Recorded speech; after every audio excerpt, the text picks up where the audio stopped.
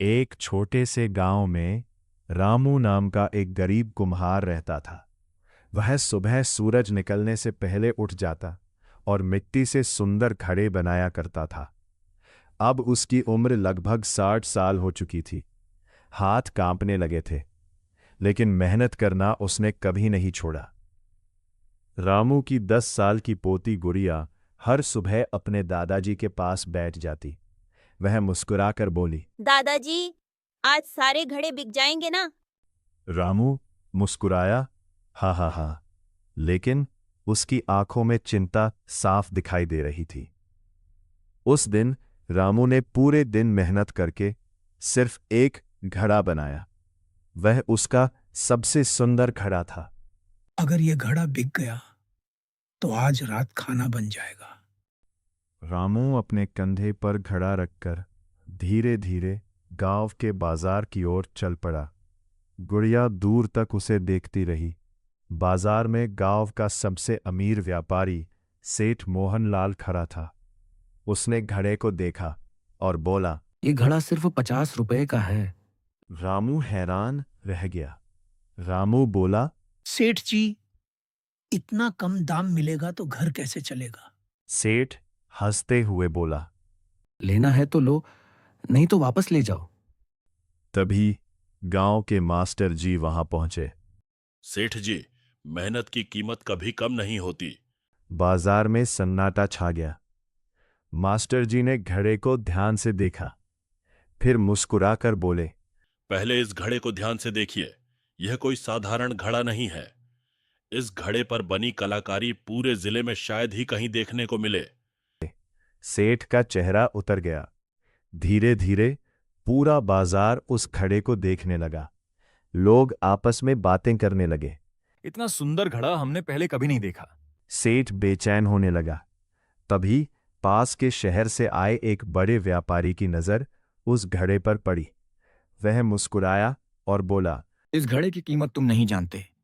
रामू और सेठ दोनों उसकी ओर देखने लगे।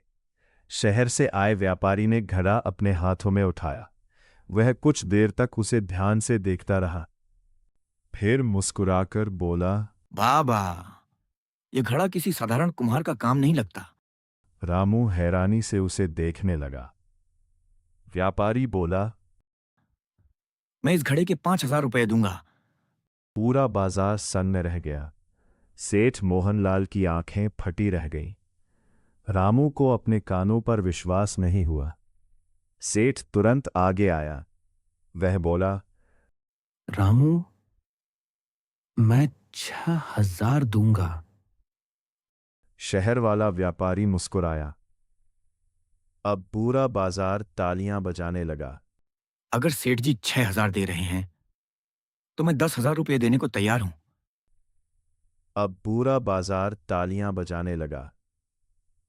रामू कुछ देर चुप रहा, फिर बोला, मैं ये घड़ा उसी को दूंगा जो इसकी कला की इज्जत करता है। पूरा बाजार शांत हो गया। रामू ने घड़ा शहर वाले व्यापारी को दे दिया। उसने मुस्कुराकर पैसे लिए। बाबा, मुझे सिर्फ ये घड़ा नहीं चाहिए, मुझे आपके हाथों की कला चाहिए।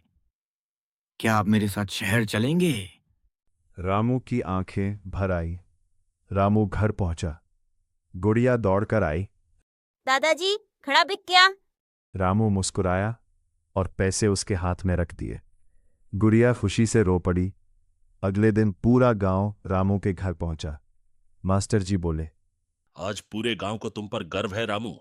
तुमने साबित कर दिया कि हुनर और ईमानदारी कभी हारते नहीं। सबने तालियां बजाईं। सेठ मोहनलाल चुपचाप खड़ा सब देख रहा था। उसे अपनी गलती का एहसास हो चुका था। वो धीरे से बोला, रामू, मुझे माफ कर दो। रामू मुस्कुराया।